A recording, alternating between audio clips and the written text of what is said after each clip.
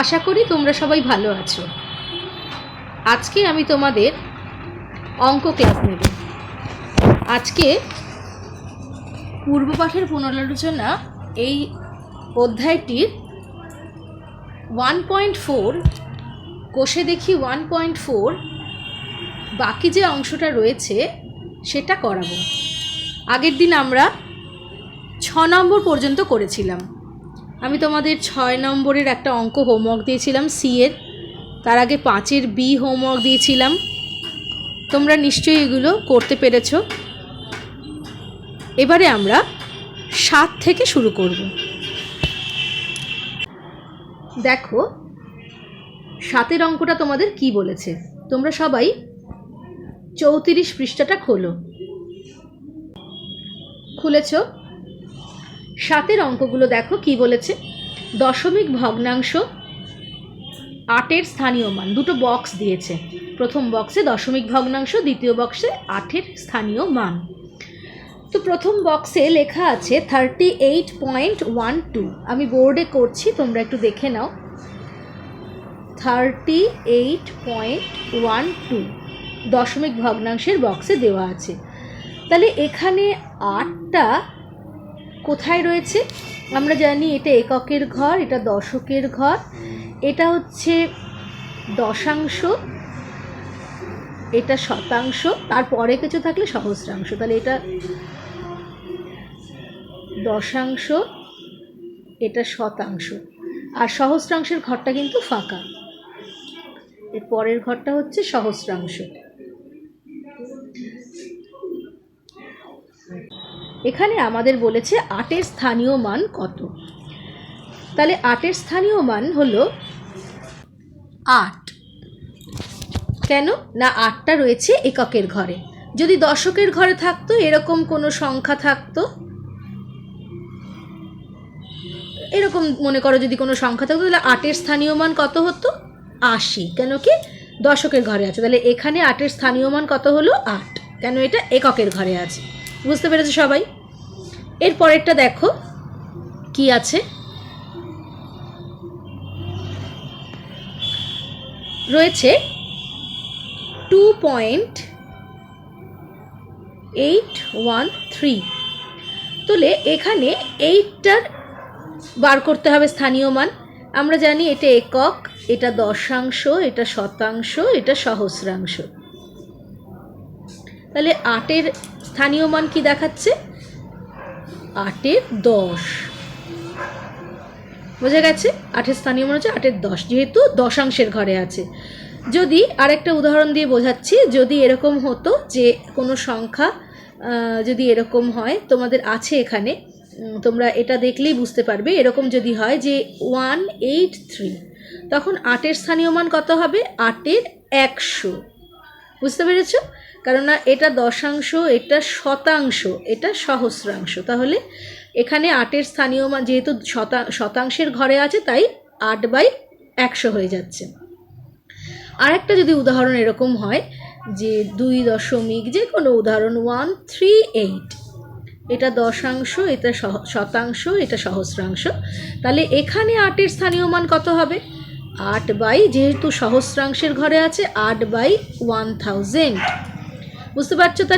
তাহলে এই যে বইতে যে 7-এর অঙ্কগুলো রয়েছে, সেখানে তোমরা বাদবাকি দুটো, অর্থাৎ 1.283 আর 243.218, এই অঙ্ক দুটো হোমওয়ার্কে করবে। আর ডান দিকে দেখো 8-এর অঙ্কগুলো। 8-এর অঙ্কগুলোতে কি রয়েছে না ঠিক উল্টোটা রয়েছে, যে যেখানে 8-এর স্থানীয় মান আর নিজে দশমিক ভগ্নাংশ তৈরি করি। প্রথমটা বলেছে 500, তার মানে 5-এর স্থানীয় মান 500 বলতে আমি যদি এরকম লিখি একক, দশক, শতক, এখানে হচ্ছে দশাংশ, শতাংশ, সহস্রাংশ, এরকম করে লিখি, তাহলে এখানে দশমিক আছে, তাহলে 500 মানে শতকের ঘরে 5। এরপরে আমরা যা খুশি লিখতে পারি, 5, 2, 1, দশমিক, 2, 3, 7, মানে আমরা যে কোনো এইগুলো আমরা যা খুশি একটা বানিয়ে লিখে ফেলব। তাহলে শতকের ঘরে শুধু 5টা আমাদের দেখাতে হবে। কেন? কারণ 5-এর মান বলছে 500, তাহলে শতকের ঘরে আমাদের 5 দেখাতে হবে, বাদ বাকি আমরা নিজেদের ইচ্ছা মতো এটা পূরণ করব। তারপরের অঙ্কটা দেখো, বলছে 5-এর স্থানীয় মান 5, তার মানে 5টা এককের ঘরে থাকবে, তাহলে একক, দশক, শতক, এদিকে দশমিক, খুব ছোট ছোট করে লিখছি এখানে, দশাংশ, শতাংশ, সহস্রাংশ, সরি, আচ্ছা, তাহলে এরকম যদি থাকে তাহলে আমাদের বলেছে এককের ঘরে 5 থাকবে। দেখো সেকেন্ডটা এককের ঘরে 5, অর্থাৎ 5-এর স্থানীয় মান 5, তাহলে এখানে 5 হবে, এরপর দশমিক, এরপরে যা খুশি আমি দিয়ে দিই না, যে কোনো একটা সংখ্যা দিয়ে দিই। আচ্ছা, তারপরে এটা বলেছে 5-এর 10, তাহলে 5-এর 10 বলতে দশাংশের ঘরে 5টা থাকবে, কেন কি 5-এর 10 আছে, 5-এর তলায় 10 আছে, তাহলে এখানে 5 হবে। তাহলে সেক্ষেত্রে আমি যে কোনো একটা সংখ্যা বানাই, যে কোনো একটা সংখ্যা, এরকম একটা সংখ্যা বানিয়ে দিলাম, তাহলে সেটা এই ঘরটা বোঝাচ্ছে 5-এর 10। এর পরের দুটোও তোমরা হোমওয়ার্কে করবে, আশা করি তোমরা পারবে, কেন এটা পূর্বপাঠের অঙ্ক এবং আমি তারপরেও অনেকটা বুঝিয়ে দিলাম। আচ্ছা, এবারে আমরা যাব নেক্সট অঙ্কে। নেক্সট পেজ, ফাঁকা ঘরে গ্রেটার দ্যান ইজুকাল টু অথবা লেস দ্যান বসাই। এটাও খুব সোজা, আমি একটা দুটো করে দিচ্ছি, বাদ বাকি তোমরা নিজেরা করবে। প্রথমটা বলে যে 5.0 বক্স 0.5, তো কোনটা বড় মনে হচ্ছে? নিশ্চয়ই 5.0 বড়, তাহলে গ্রেটার দেন চিহ্ন বসে গেল। আচ্ছা, এবার এফ করো 2.33, 3.22, কোনটা বড়? এইটা বড়, তাহলে লেস দেন সাইন বসলো। আর এই অঙ্কটা করতে হবে না, তোমরা বাদ বাকি অঙ্কগুলো বি, সি, ডি, ই, জি এগুলো বাড়িতে হোমওয়ার্ক করবে। ওকে, আচ্ছা, নেক্সট হচ্ছে 10-এর অঙ্ক। নিচের সংখ্যাগুলি দশমিক সংখ্যায় লিখি। নিচের সংখ্যাগুলি দশমিক সংখ্যায় লিখি। কি বলছে? প্রথমেরটা 6 দশাংশ। দেখো আমি বোর্ডে দেখাচ্ছি কি বলছে, 6 দশাংশ, তার মানে দশাংশের ঘরে 6, তাহলে আবার আমি ওপরে লিখে দিচ্ছি একক, দশক, শতক, আর এদিকে হচ্ছে মাঝখানে দশমিক, এটা দশমিকটা কথায় লিখতে হয় দশমিক, এটা বোঝা যাচ্ছে না ভালো করে, আমি দশমিক চিহ্ন দিয়ে দিচ্ছি তার বদলে, তাহলে দশমিক চিহ্ন আমি এখানে ব্যবহার করছি, তারপরে দশাংশ, শতাংশ, সহস্রাংশ। হ্যাঁ, তাহলে এই হচ্ছে ঘর, এখানে হাজারের ঘরও লিখে দিই, একক, দশক, শতক, হাজার, আর ওদিকে দশাংশ, শতাংশ, সহস্রাংশ, এইদিকে কিন্তু 3টেই হয়। আচ্ছা, এবার 6 দশাংশ, তাহলে দশাংশের ঘরে 6, তাহলে এখানে দশমিক বসবে, এখানে একটা শূন্য বসিয়ে দেবো, তাহলে এই সংখ্যাটা হলো 9 শতাংশ, তাহলে 9 শতাংশ মানে শতাংশের ঘরে 9, তাহলে এখানে শূন্য বসবে, কিছু নেই বলে দশমিক, আবার এখানে শূন্য, এটা এ, এটা বি, সি। দেখো 2 সহস্রাংশ, তাহলে সহস্রাংশের ঘরে 2, বাদ বাকি সব আমি কি করব, শূন্য বসিয়ে দেবো, দেখতে পাচ্ছ? তারপরে কি বলেছে, একটু পরে করাই, ডিএডটা করাই। ডিএডটা কি বলছে দেখি, 2 এবিসি করিয়েছি, ডি হচ্ছে 203.45, 203.45, তাহলে শতকের ঘরে 2, দশকের ঘরে 0, এককের ঘরে 3, 203 হলো 0.45, কিছুই না, যা বলেছে তাই লিখবো, 4-5 বলেছে 4-5 লিখবো। ও আমি তো এটা ইংলিশে লিখতে হবে, বাংলায় লিখে ফেললাম, আর মুছি। এটা হচ্ছে তোমাদের এখন ইংলিশে সংখ্যা লেখা শুরু হয়ে গেছে, ইংলিশে সংখ্যা লিখবো। কি বলেছে, 203.45। ওকে, তাহলে এই অঙ্কগুলো বুঝতে পারলে আশা করি। তাহলে তোমরা হোমওয়ার্ক করবে, বাদ বাকি যে কটা বাকি রইল সেগুলো হোমওয়ার্ক করবে। নেক্সট অঙ্কে যাই। দেখো 11টা কি বলছে, আমার কাছে 5 টাকা ছিল, আমি 3 টাকা 50 পয়সার পেন কিনেছি, তাহলে কত টাকা পড়ে আছে দেখি।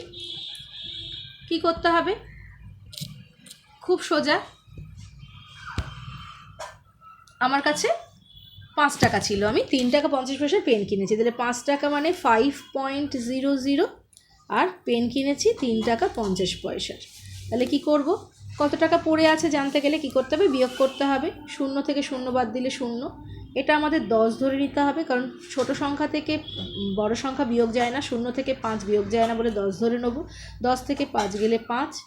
এবার এই যে একটা এখানে ধরেছি, এই একটা এখানে নেমে আসবে, নেমে এসে 3 এর 4 হবে, তাহলে 5 থেকে 4 বাদ দিলে হয় 1, তাহলে 1.50, অর্থাৎ আমাদের কাছে 1 টাকা 50 পয়সা পড়ে থাকবে। আচ্ছা, নেক্সট অঙ্কটা কি বলছে দেখো, আমি তোমাদের খাতা দেখাচ্ছি এবার।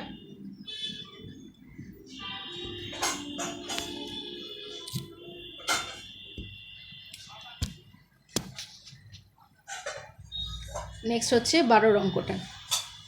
কি বলেছে, 2.75 এর সাথে কত যোগ করলে 3 পাবো। 2.75 এর সাথে কত যোগ করলে 3 পাবো, তাহলে এই রকম অঙ্ক আমি আগেও করিয়েছি। একটা উদাহরণ দিয়ে বোঝাচ্ছি। মনে করো 5-এর সঙ্গে কত যোগ করলে এখানটা বক্স আমরা 7 পাবো। তাহলে কি করতে হবে, এই 7 থেকে 5টা বিয়োগ করতে হবে। 7 - 5 করলে সরি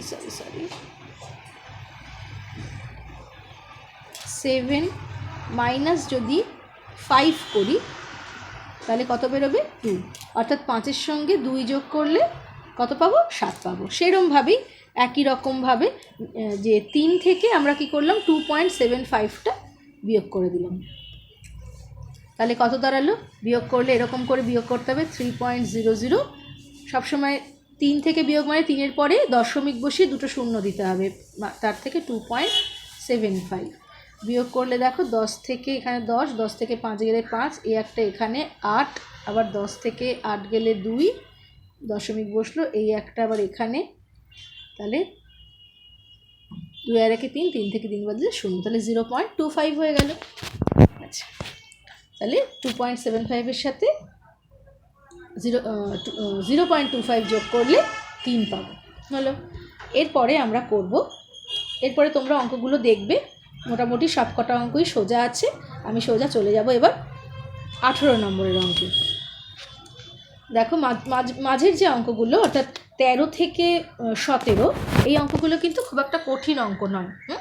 তোমরা দেখে নেবে, কোথাও কোনো অসুবিধা হলে আমাকে বলবে। আমি 18তে চলে যাচ্ছি।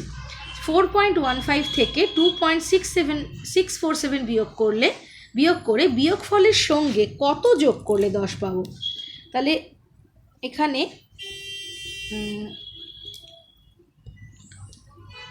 এই অঙ্কটাকে একটুখানি সাজিয়ে নিয়েছি, যে প্রথমে হচ্ছে 4.5, তার সঙ্গে কোথায় গেল, 4.15 থেকে 2.647 বিয়োগ করে, তাহলে বিয়োগ করছি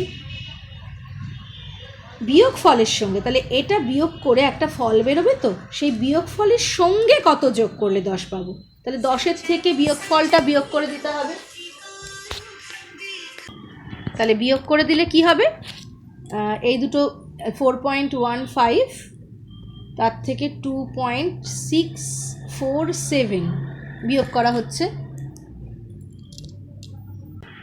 বিয়োগ করলে কি দাঁড়াচ্ছে, এখানটা 0 ধরে নেব, তাহলে 10 থেকে 7 গেলে 3, এই একটা এখানে, এখানটা 10 ধরতে হবে। 4 এর 5, 5 থেকে 5 গেলে 0, আবার এখানে 11 ধরতে হবে, 11 থেকে 6 গেলে 5, এই একটা আবার এখানে 2 আর 3, হ্যাঁ 2 আর 3, 4 থেকে 3 গেলে 1, দশমিক বসে গেল, তাহলে 1.503। তাহলে 10 থেকে এবার এটা বিয়োগ করতে হবে। 10 থেকে এবার এটা বিয়োগ করলে কি পাবো, 10.000 নিতে হবে, কারণ 1.503 আছে, তাই তো। তাহলে বিয়োগ করলে কি পাওয়া যাবে, দেখো এখানে 10 ধরলাম, 10 থেকে 3 গেলে 7, এই একটা এখানে, তাহলে আবার 10 ধরলাম, 10 থেকে 1 গেলে 9, এই একটা এখানে, আবার 10 ধরলাম, 10 থেকে 5 এর 6 গেলে 4, এই একটা এখানে, তাহলে 2, 10 থেকে 2 গেলে 8, তাহলে 8.497। ওকে, এটা হচ্ছে আনসার।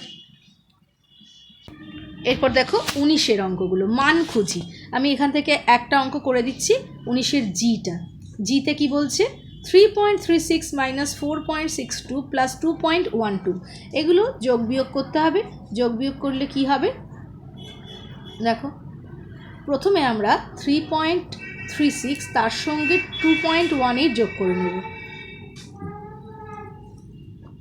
কেন না 3.36-এর থেকে 4.62 বিয়োগ করা যায় না, এটা ছোট সংখ্যা আর এটা বড় সংখ্যা, সেই জন্য উল্টো করে নিলাম। আগে এটার সঙ্গে এটা যোগ করছি 3.36 তার সঙ্গে 2.18, 8 আর 6 14, 4 হাতে রইল 1, 3 আর 4 আর 5, 3 আর 2 5, তাহলে 5.54 হলো। এবার 5.54 থেকে 4.62 বিয়োগ করা যাবে, তাহলে বিয়োগ করলে কি হচ্ছে 5.54 4.62, 4 থেকে 2 গেলে 2, এটা 15 ধরতে হবে কারণ 5 ছোট 6 বড়, তাহলে 15 থেকে 6 বিয়োগ করতে হবে, তাহলে হলো 9। এই একটা এখানে চলে এলো 5, তাহলে দশমিক শূন্য হয়ে গেল, কারণ 5 থেকে 5 গেলে 0, তাহলে 0.92 হচ্ছে আনসার। এবারে তোমরা এখান থেকে কি কি হোমওয়ার্ক করবে দেখো, 19-এর এইচটা হোমওয়ার্ক করবে, এইচ শুধু ওটা দাগ দাও, 19-এর এইচ হোমওয়ার্ক করবে। আর যেই অঙ্কগুলো আমি ছেড়ে এসেছিলাম তার মধ্যে 15 আর 16 এই দুটো অঙ্ক হোমওয়ার্ক করবে। যদি বুঝতে না পারো আমাকে বলবে, আমি তখন আবার করে দেবো, ঠিক আছে। এবারে আমরা চলে আসব পরের কোষে দেখিতে, কোষে দেখি 1.5-এ। প্রথমে কি বলেছে দেখো, 1 নম্বর, কোণগুলি ঠিক ঠিক ঘরে লেখার চেষ্টা করো। এখানে অনেকগুলো কোণের সংখ্যা দিয়েছে, 12 degree, 22.5 degree, 180 degree, 179 degree, 100 degree, 39 degree, 90 degree, 69 degree, 91 degree.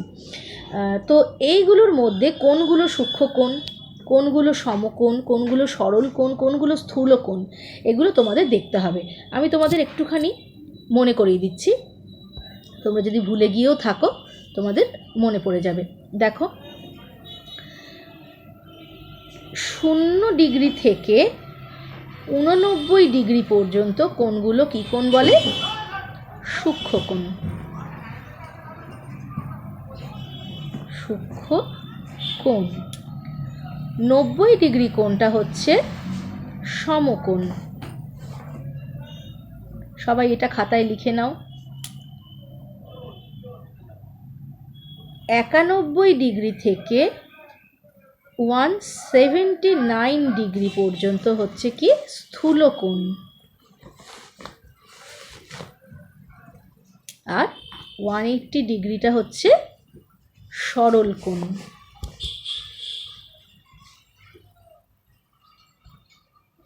ঠিক আছে, তাহলে এই হচ্ছে কোণের ভাগ, 4 রকম কোণের ভাগ। তাহলে এর মধ্যে 12 ডিগ্রি কোণটা কোথায় আসছে দেখো, এই ভাগের মধ্যে চলে আসছে না 12 ডিগ্রি কোণটা।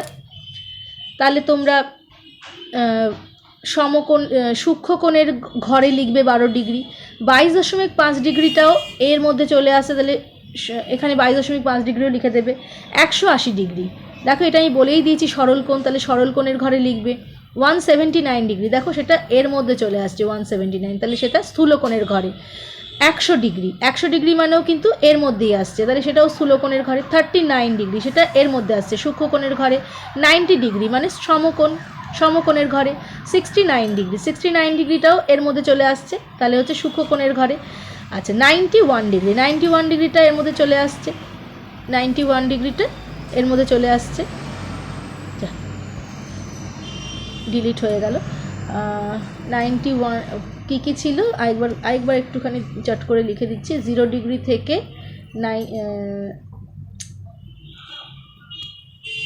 0 ডিগ্রি থেকে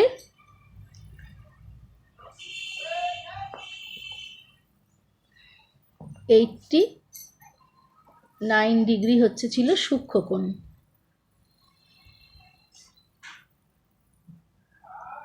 90 ডিগ্রি হচ্ছে সমকোণ। 91 ডিগ্রি থেকে 179 ডিগ্রি হচ্ছে স্থূল কোণ। আর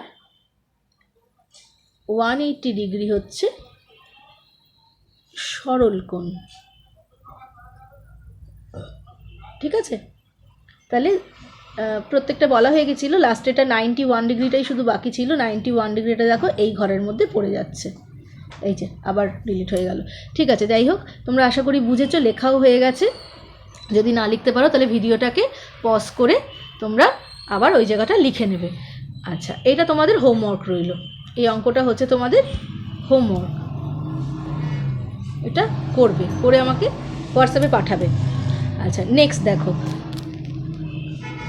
সরল কোণ সমান সমান 2 ইন্টু ড্যাশ, তাই সরল কোণ সমকোণের দ্বিগুণ। এখানে কি লিখবে দেখো, আমি খাতাটা বার করছি।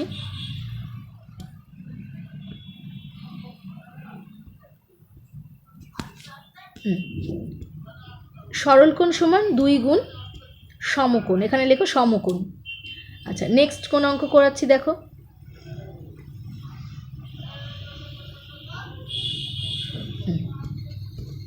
নেক্সট আমরা করব 3-এর অঙ্কটা, 3-এর এ। কি বলেছে 3-এর এ? 2 প্লাস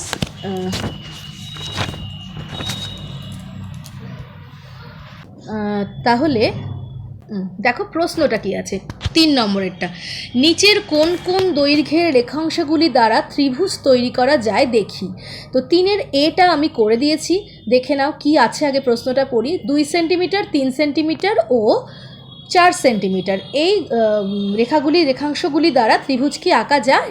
তো তোমরা আগের ক্লাসে পড়েছিলে ত্রিভুজ অঙ্কনের নিয়মটা, সেটা হচ্ছে দুটো রেখাংশের যোগফল যদি তৃতীয়টার থেকে বড় হয় তাহলে কি হবে না ত্রিভুজ আঁকা সম্ভব। তো এখানে 2 যোগ 3 করেছি, দেখো 2 যোগ 3 কত হয়েছে 5 সেন্টিমিটার।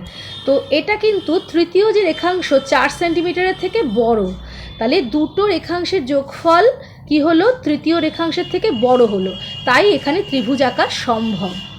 বোঝা গেছে? তাহলে দুটো রেখাংশের যোগফল যদি তৃতীয় রেখাংশের যোগফলের থেকে বড় হয় তাহলে সেক্ষেত্রে ত্রিভুজ আঁকা সম্ভব। এখন প্রশ্ন হচ্ছে আমরা কোন দুটো যোগ করব। আমাদের কাছে কি কি সংখ্যা আছে? 2 সেন্টিমিটার আছে, 3 সেন্টিমিটার আছে আর 4 সেন্টিমিটার আছে। আমরা এই দুটোকেও যোগ করতে পারি।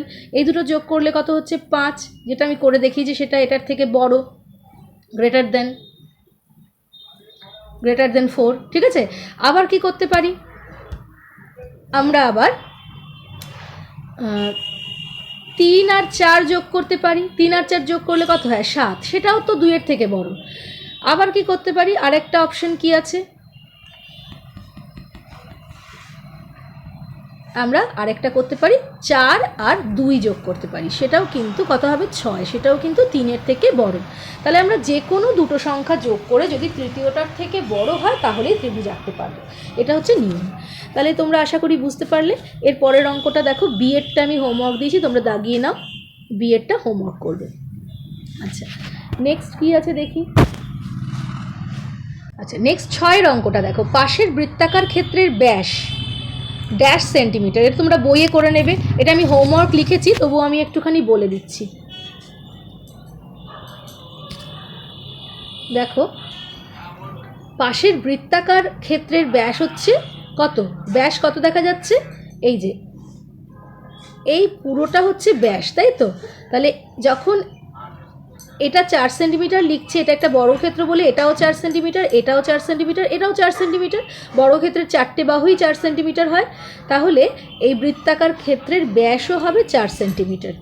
তাহলে ব্যাসার্ধ কি হবে 4 ডিভাইডেড বাই 2, তাহলে হচ্ছে 2 সেন্টিমিটার, তাই তো? কেন কি কোনো বৃত্তের ব্যাসার্ধ সমান সমান ব্যাসের অর্ধেক, ব্যাস যত তার অর্ধেক হচ্ছে ব্যাসার্ধ। ব্যাসার্ধ কথাটার মধ্যেই এই ফর্মুলাটা লুকিয়ে আছে, ব্যাস প্লাস অর্ধ সমান ব্যাসার্ধ। তাহলে ব্যাসকে অর্ধেক করে দিলে, ব্যাসকে অর্ধেক বা হাফ বা 2 দিয়ে ভাগ করে দিলে ব্যাসার্ধ পাওয়া যায়। তাই জন্য ব্যাসার্ধ মানে এইটুকু, এখান থেকে এইটুকু, তাহলে হচ্ছে পুরো 4 সেন্টিমিটারের অর্ধেক মানে 2 সেন্টিমিটার।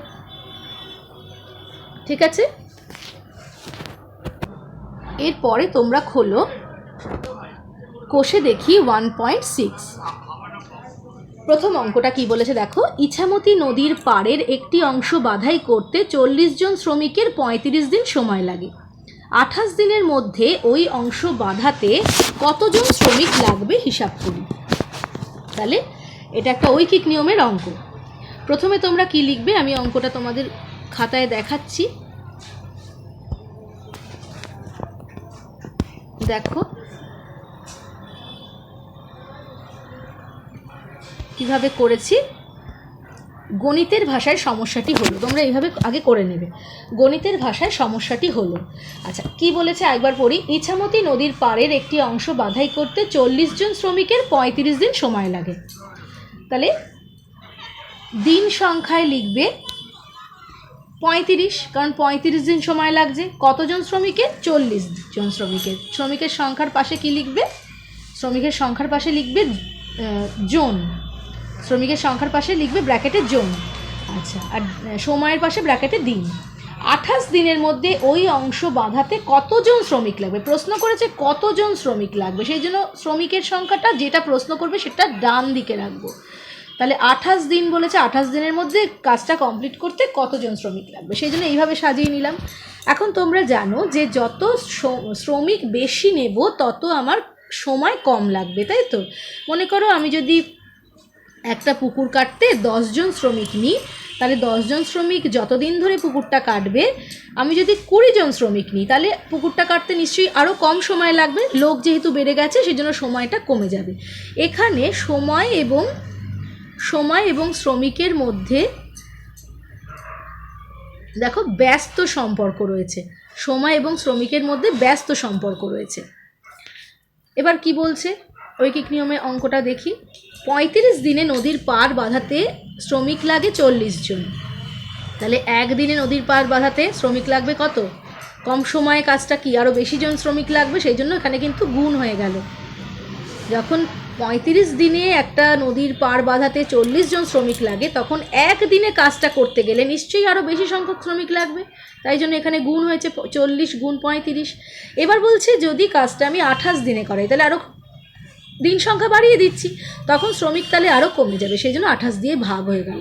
এবার এটা কাটাকুটি করে দেখা যাচ্ছে কত হচ্ছে 50। কীভাবে কাটাকুটি হচ্ছে? 7 দিয়ে নামতা পড়ো, 7 5 7 35 আর 4 7 28, আর এবার 4 10 40, তাহলে 5 10 50 হয়ে গেল। তাহলে হচ্ছে উত্তর 50 জন। আচ্ছা, এবারে দেখো নেক্সট আমি করিয়েছি 4-এর অঙ্কটা। 4-এর অঙ্কটা কি বলেছে? 500 জন ছাত্রের মিড ডে মিলের জন্য এক সপ্তাহে 175 কিলোগ্রাম চাল লাগে। 75 গ্রাম চাল খরচ হওয়ার পর 400 জন ছাত্র বাকি চালে কতদিন চলবে হিসেব করি। তাহলে 500 জন ছাত্রের মিড ডে মিলের জন্য এক সপ্তাহে লাগে 175 কিলোগ্রাম চাল। 75 কিলোগ্রাম চাল খরচ হয়ে গেছে। খরচ হওয়ার পরে কি হয়েছে? 400 জন ছাত্রের বাকি চালে কতদিন চলবে তা হিসাব করি। তাহলে আমার ছাত্র সংখ্যা ছিল প্রথমে 500 জন, এখানে লিখলাম ছাত্র সংখ্যা।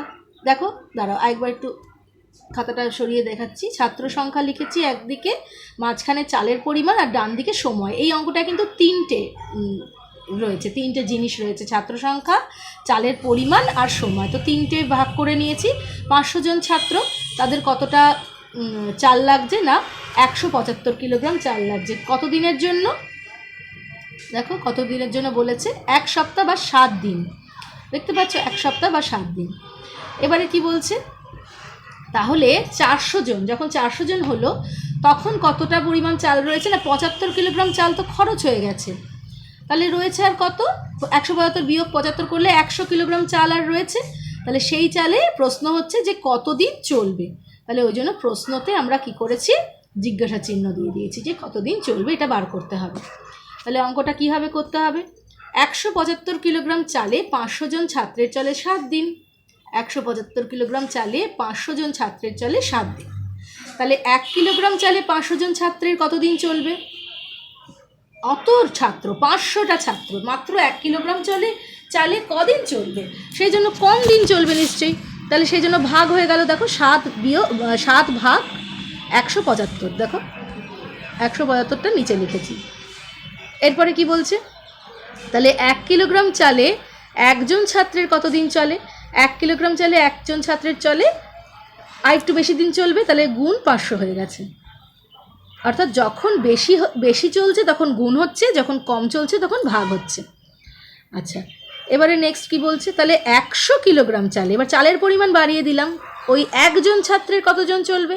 নিশ্চয়ই আরও বেশি জন চলবে। 100 কিলোগ্রাম, 1 কিলোগ্রাম চালে চলছিল যতদিন, 1 কিলোগ্রাম চালে একজনের যতদিন চলছিল, তো চালের পরিমাণে 100 করিয়ে দিয়েছি একের বদলে, তাহলে নিশ্চয়ই ওই একজনের আরও অনেক দিন চলবে, তাই তো? তাহলে যদি আরও অনেক দিন চলে তাহলে সেটা কি হবে না, গুণ হয়ে যাবে, গুণ 100 হয়ে যাবে, আরও বেশি দিন চলছে। এবার নেক্সট কি বলছে, নেক্সট বলছে ওই 100 কিলোগ্রাম চালে যদি এবার 400 জন ছাত্র খায় তাহলে নিশ্চয়ই কমে যাবে।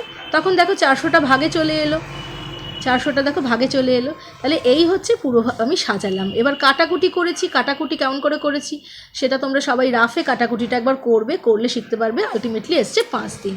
তাহলে এই কাটাকুটিটা তোমাদের আমি বোর্ডে দেখিয়ে দিই, কাটাকুটিটা বোর্ডে দেখাবো।